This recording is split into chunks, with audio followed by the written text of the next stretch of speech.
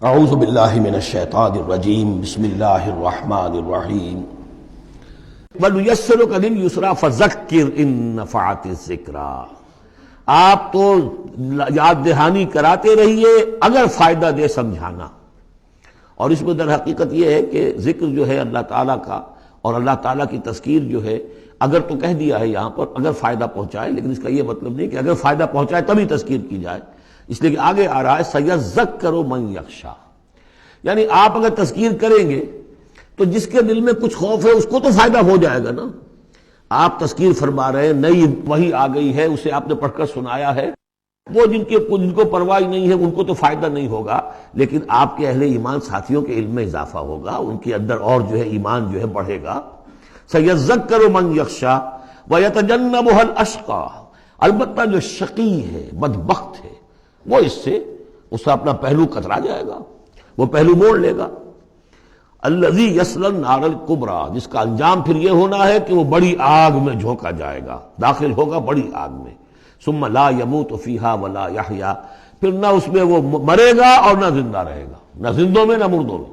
لا تبقی ولا تذر، سورہ مدثر میں جو آیت آئی تھی، ثم لا یموت فیہا ولا یحییٰ، پھر نہ اس میں اس کو موت آئے گی، نہ وہ زندوں میں ہوگا نہ مردوں میں۔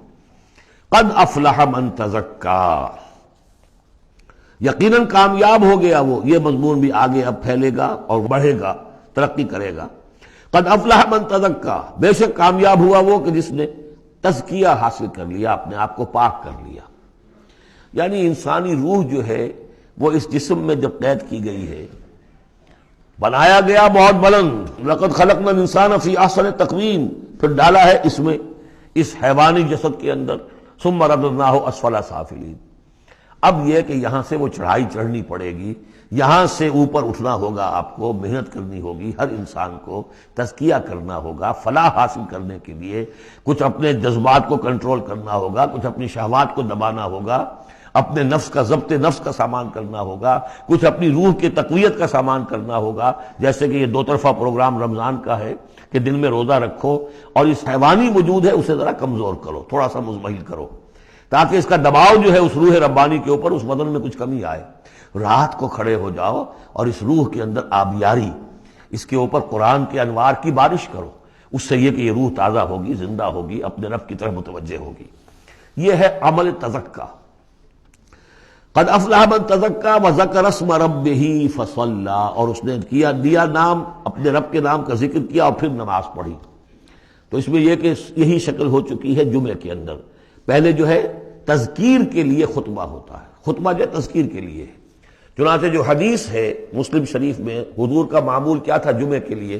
کان للنبی صلی اللہ علیہ وسلم خطبتان یجلس بینہما یقرأ آیات القرآن ویذکر الناس، حضور کے دو خطبے ہوتے تھے، اس کے درمیان آپ بیٹھتے بھی تھے تھوڑی دیر کے لیے، حالانکہ خطبے آپ کے ہوتے تھے بہت ہی مختصر، کوئی تھکان کی وجہ سے نہیں آپ بیٹھتے تھے۔ میرے نزدیک یہ کہ جو 2 رکعتیں ہیں ظہر کی، اس کے قائم مقام ہے یہ 2 خطبے۔ ظہر کی 4 رکعتیں ہیں فرض، اور جمعے کی رہ گئی 2، تو 2 رکعتوں کے قائم مقام یہ 2 خطبے ہیں۔ اس کو ظاہر کرنے کے لیے حضور وقفہ ڈال کر اور ان کو 2 خطبے بناتے تھے، لیکن اس خطبے میں کرتے کیا تھے؟ یقرأ آیات من القرآن، قرآن مجید کی آیات پڑھ کے سناتے تھے، ویذکر الناس، لوگوں کو یاد دہانی کراتے تھے۔ اور اس میں معاملہ کیا تھا؟ از دل خیزت بر دل ریزت، زبان کا حجاب تھا ہی نہیں، حضور کی زبان عربی اور جو سننے والے بیٹھے ان کی زبان عربی، تو لمبے چوڑی بات کی ضرورت بھی نہیں تھی، ہمیں تو معنی بتانے پڑتے ہیں، اس کا مفہوم بتانا پڑتا ہے، تب ترجمہ کرنا پڑے گا، کوئی نحوی اشکال ہو وہ بتانا ہوگا، انہیں کوئی ضرورت نہیں تھی، مختصر ترین خطبہ ہوتا تھا، اور اس میں تذکیر، یاد دہانی۔ اور اسی میں آتا ہے اصل میں وہ حدیث جو آتی ہے کہ وہ جو میں آپ کو بتا رہا تھا کہ وہاں اللہ کے نبی نے بتایا ہے کہ جو پہلی گھڑی میں، اگرچہ اس میں اختلاف ہے کہ اس سے مراد کیا ہے، ایک رائے تو یہ ہے کہ اشراق کے وقت جو لوگ پہنچ گئے مسجد میں، گویا کہ وہ پہلی ساعت میں مسجد میں آ گئے جمعے کے روز، ان کو اتنا ثواب ملے گا جتنا کہ ایک اونٹ کی قربانی سے ہوتا ہے۔ جو دوسری ساعت میں آئیں گے انہیں اتنا ثواب ملے گا جتنا ایک گائے کی قربانی کا۔ تیسری ساعت میں آئیں گے ان کو اتنا ثواب ملے گا جتنا ایک بکری یا میڑھا جو ہے اللہ کی راہ میں قربان کیا۔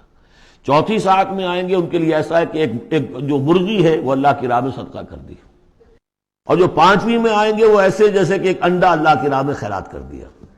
اس کے بعد جو آتا ہے تو جو فرشتے بیٹھے ہوتے ہیں مسجدوں کے دروازوں پر اور ان کے رجسٹر ہوتے ہیں، ان میں حاضری کا اندراج کرتے ہیں وہ.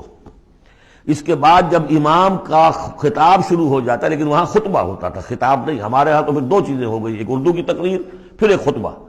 جب امام کا خطبہ شروع ہو جاتا ہے تو اس کے بعد فرشتے اپنے رجسٹر بند کرتے ہیں. یستمعون الذکر، وہ بھی اس ذکر کو سننے میں مصروف ہو جاتے ہیں.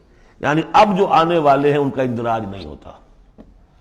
اب اس میں جو تعویل کی علماء نے، اور علماء میں سے شاہ ولی اللہ دہلوی کی بھی تعویل ہے یہ کہ ایک تو یہ کہ اس سے مراد یہ ہماری ساعتیں نہیں ہیں بلکہ کچھ خفی ساعتیں ہیں یہ، اگرچہ مجھے اختلاف ہے ان کی رائے سے. البتہ دوسری بات انہوں نے جو کہی ہے کہ اس میں جو اندراج نہیں ہوتا وہ اس معنی میں کہ فضیلت اب نہیں رہی، فضیلت گئی. فرض کی ادائیگی تو ہو جائے گی، چاہے خطبے کے دوران بھی آپ پہنچ گئے ہیں تب بھی جمعے کی فرض کی ادائیگی تو ہو جائے گی، لیکن فضیلت کا معاملہ دفتر فضیلت ہے جو فرشتے بند کرتے ہیں. اب آپ کا اندراج نہیں ہوگا جب امام نے خطبہ شروع کر دیا. تو وہ ہے کہ ذکر اسم ربہ، پہلے خطبے میں اللہ کا نام لیا، ذکر کیا، پھر نماز پڑھی. یہ ترتیب گویا کہ جمعے کے اندر ہو رہی ہے. بل تؤثرون الحیات الدنیا، تمہارا اصل مرض کیا ہے؟ تم دنیا کی زندگی کو ترجیح دیتے ہو. اللہ اللہ خیر صلی اللہ، میں نے یہی کہا تھا نا کہ بما قدم واخر، کسے آگے رکھا کسے پیچھے رکھا، سارا فیصلہ تو اس میں ہے. مقدم آخرت ہے اور دین ہے یا دنیا ہے. یا تو آپ نے مقدم بنا دیا آخرت کو تو جتنی دنیا مل جائے اللہ کا فضل ہے، اللہ کی طرف سے دین ہے، بونس ہے. لیکن اگر آپ نے مقدم بنا دیا دنیا کو تو پھر آپ گئے. بس یہ ہے سارا کانٹے کی بات جو ہے. تو اس حوالے سے بل تؤثرون الحیات الدنیا کلا بل تحبون العاجلہ وتذرون الآخرہ، تمہارا اصل مرض یہ ہے تم اس عاجلہ سے محبت کرتے ہو، اس کا نفع بھی نقد نقصان بھی نقد، تکلیف بھی فوراً محسوس ہو گئی اور راحت بھی فوراً محسوس ہو گئی، اور آخرت کا نفع نقصان بھی قرض ہے، ادھار ہے، اس کی تکلیف اس وقت محسوس نہیں ہو رہی. انگارے بھر رہے ہیں اپنے پیٹ کے اندر لیکن وہ انگارے اس وقت پیٹ کو جلا نہیں رہے ہیں. وہ انگارے ظاہر ہو جائیں گے قیامت کے اندر، وہ جلائیں گے اس وقت، لیکن انگارے بھر اس وقت رہے ہو. جو فرمایا کہ جو یتیموں کا مال ہڑپ کرتے ہیں ناحق طور پر، ما یاکلون فی بطونہم الا نار، وہ آگ بھر رہے ہیں اپنے پیٹوں کے اندر، لیکن اس وقت وہ آگ ٹھنڈی ہے، شوگر کوٹڈ ہے، اوپر اس کے انسولیشن ہے، وہ آپ کے معدے کو جلاتی نہیں جا کر، لیکن وہی ہے تو آگ. بہرحال تم ترجیح دیتے ہو دنیا کو، والآخرۃ خیر وابقیٰ، جبکہ آخرت بہتر بھی ہے اور باقی رہنے والی ہے. ان ھذا لفی الصحف الاولی، یہی بات تھی پرانے صحیفوں میں. اصل میں یوں سمجھیے کہ جو کانٹے کی بات ہے وہ یہ ہے، جو اصل شے ہے ہدایت اور ضلالت کی جو بات ہے، راز وہ یہ ہے کس کو مقدم کس کو مؤخر، دنیا یا آخرت. صحف ابراہیم و موسیٰ، صحف اولا یعنی ابراہیم کے صحیفے اور موسیٰ کے صحیفے، ان کا ذکر پہلے بھی آیا ہے. تو موسیٰ کے صحیفے ہمیں معلوم ہے، ابراہیم کے نہیں. جیسا کہ میں نے عرض کیا، میری ایک رائے ہے کہ جو ہندوؤں کے ہے اپنشد، وہ میرے نزدیک صحف ابراہیمی کی بگڑی ہوئی بدلی ہوئی شکلیں